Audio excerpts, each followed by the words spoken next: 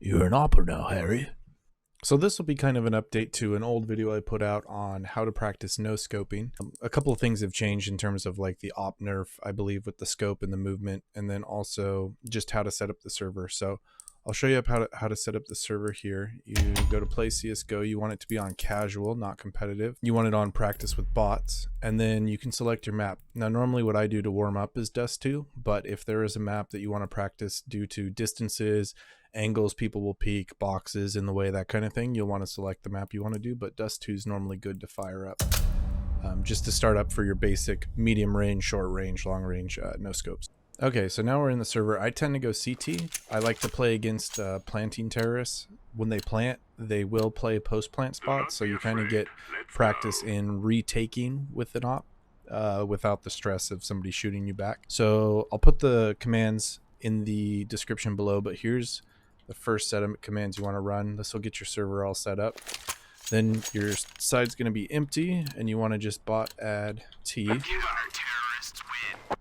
And you can, so there you can see that the team's full, which is what we want. We got the start money. So let's begin this by talking about the very basics in no-scoping.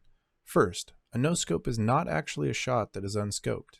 It is a shot that the scope key has been pressed, but the shot is so quick that you don't actually see the scope animation. So if you've always wondered how people hit crazy shots and you can't seem to, especially at distance, know that this will be the main reason why. Due to the past nerfs, it seems like now you'll want to delay a little bit between pressing mouse 1 after mouse 2. You used to be able to press both at the same time and be accurate. I believe this is due to the nerf on how quickly the op scope focuses. You can test this by scoping and see how long the crosshair blur lasts. Also, a key component to practicing this is tracking your target while waiting for the op to fire again in between no scopes. When you learn the timing, you'll be able to peek, shoot, hide, and re-peek all on the internal cooldown of the op scope. This is why I like to think of the op like a shotgun. Grab a Nova and shoot it. The delay between shots is how you want to feel about the op when trying to no-scope with it. Learn that internal cooldown.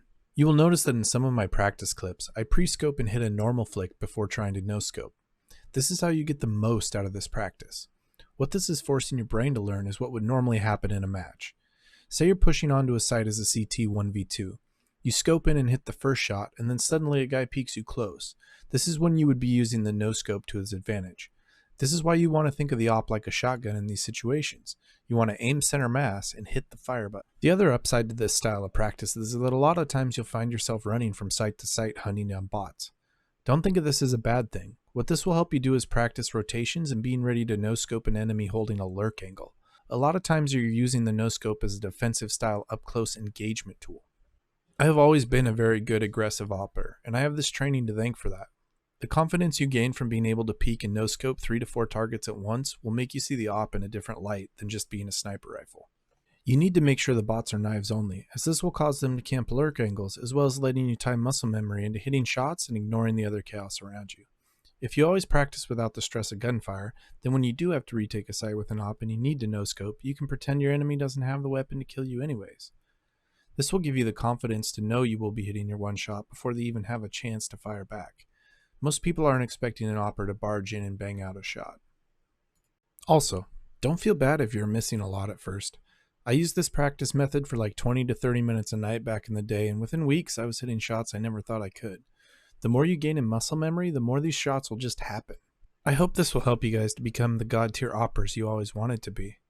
If you enjoyed this guide, please like and subscribe. As always, if you have more questions or want me to clarify something, drop a comment below. Join the farm today. Moo.